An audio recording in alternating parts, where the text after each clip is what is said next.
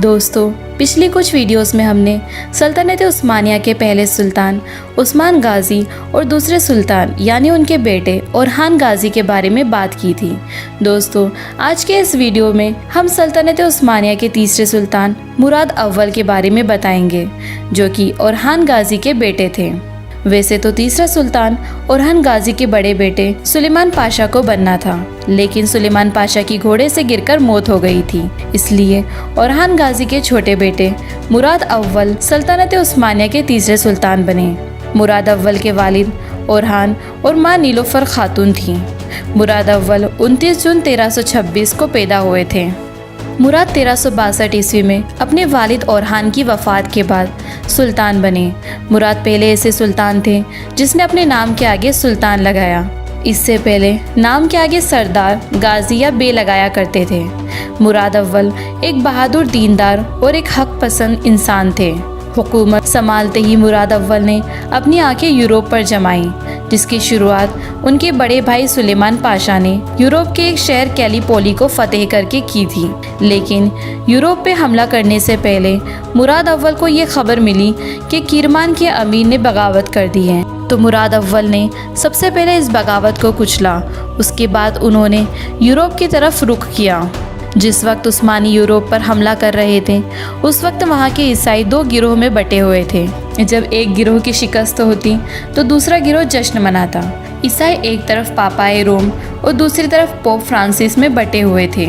मुराद अव्वल ने अपनी हुकूमत के दूसरे ही साल में यूरोप और बजेंटीनियों के दूसरे सबसे बड़े शहर एड्रियानोपोल को फतेह किया और इसका नाम बदलकर एड्रियान रखा। 1366 में उस्मानिया सल्तनत का कैपिटल बुरसा से बदलकर एड्रियान कर दिया गया। इसका मकसद ये था, यूरोप में रहकर यूरोप को फतह करना ज़्यादा आसान था। 1366 में बाजेंटीनियों ने गैलीपोली फतह कर लिया, जिसे 1354 में मुराद अव्वल के बड़े भाई ने फतह किया था। लेकिन उसके अगले ही साल 1367 में मुराद अव्वल ने उसे फिर से छीन लिया। फिर उसके बाद मुराद अव्वल ने इरादा किया कि वो अब मैसिडोनिया, माउडोनिया फतह करेगा और तैयारी शुरू कर दी, जिससे बाजेंटीनी खतरे में आ गए। वो पापाए रोम के पास पहुँचे और उनसे मदद की गुहार लगाई और इसी तरह ईसाई इत्तिहाद कायम हो गया। इस तरह उस्मानियों के खिलाफ एक बड़ी फौज तैयार हो गई। उन फौजों का सामना सुल्तान मुराद के सीपे सालार लाला शाहीन ने डटकर किया और बहुत ही बहादुरी से उस जंग को फतेह किया। ये बड़ी फौजें बल्गेरिया, हंगरी, सर्बिया की छोटे फौजों से मिलकर तैयार हुई थीं।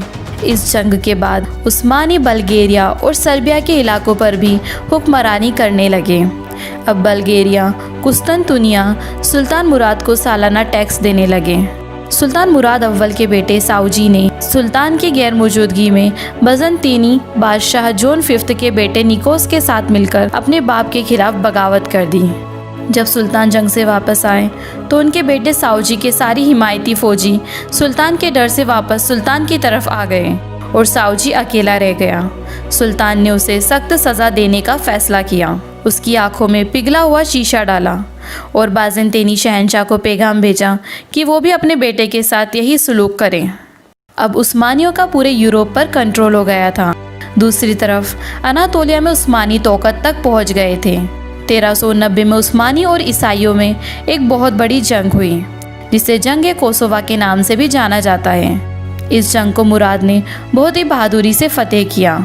कोसोवा की इस जंग को फतह करने के बाद तकरीबन पूरे यूरोप पर उस्मानियों का कब्जा हो गया था और इस जंग को हारने के बाद बाजेंटीनियों के कमांडर माइलूस ने सुल्तान मुराद के सामने मुसलमान होने का नाटक किया और सुल्तान के किले में दाखिल होने में कामयाब हो गया और फिर मौका मिलते ही उसने जहर भरा खंजर सुल्तान को मार दिया और सुल्तान इस खंजर से बच ना पाए और शहीद हो गए। फिर सुल्तान के सिपाहियों ने माइलूस को भी मार दिया। माइलूस को सर्बिया में एक हीरो के रूप में देखा जाता है। सुल्तान मुराद 8 अगस्त 1389 को शहीद हो गए और मुराद अव्वल ने ही सल्तनत उस्मानिया को सबसे पहले सल्तनत होने की पहचान दी। दोस्तों, उम्मीद करती हूँ आज की ये वीडियो आपको ज़रूर पसंद आई होगी और आपको इस वीडियो से सुल्तान मुराद अव्वल के बारे में बहुत कुछ जानने को मिला होगा। अगर आपको ये वीडियो अच्छी लगी तो इस वीडियो को लाइक करें और अपने दोस्तों के साथ ज़रूर शेयर करें। मिलते हैं अगली वीडियो में।